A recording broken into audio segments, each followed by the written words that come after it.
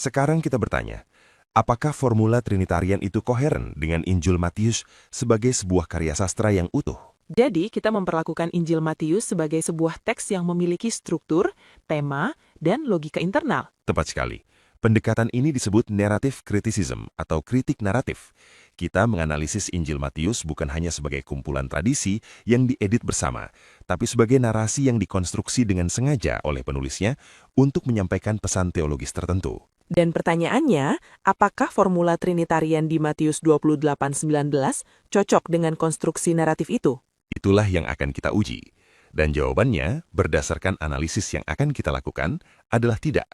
Formula Trinitarian adalah anomali naratif, seperti nada sundang dalam sebuah simfoni yang seharusnya harmonis. Analogi yang menarik. Mari kita mulai membedah simfoni Matius ini. Matius 1:21, malaikat berkata kepada Yusuf, Maria akan melahirkan anak laki-laki dan engkau akan menamakan dia Yesus, karena dialah yang akan menyelamatkan umatnya dari dosa mereka. Perhatikan, nama Yesus diberikan dengan penjelasan teologis. Nama itu bermakna Yahweh menyelamatkan. Lalu di 1:23, Di Matius 23, Matius mengutip Yesaya 7:14.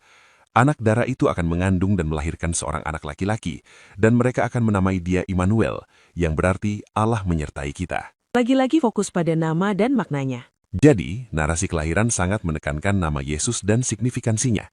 Sangat menekankan. Dan kalau kita lihat bagian A aksen, narasi kebangkitan, kita seharusnya mengharapkan korespondensi. Penutup yang koheren dengan pembukaan seharusnya juga menekankan nama Yesus dan otoritasnya. Dan apa yang terjadi dengan formula Trinitarian? Formula Trinitarian di Matius 27:19, yaitu dalam nama Bapa dan Anak dan Roh Kudus, memecah korespondensi ini.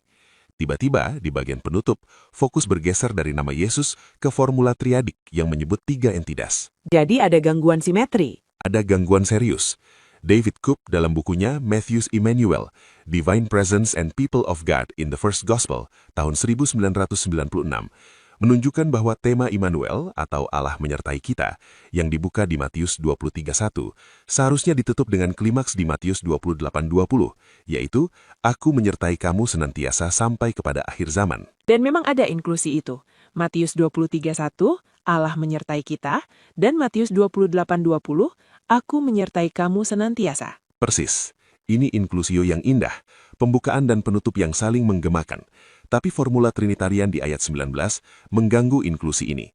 Alih-alih fokus pada kehadiran Yesus yang berkelanjutan, tiba-tiba ada sisipan tentang formula baptisan triadik yang tidak punya gema di bagian pembukaan. Jadi, secara naratif, formula Trinitarian terasa seperti sisipan asing. Tepat sekali.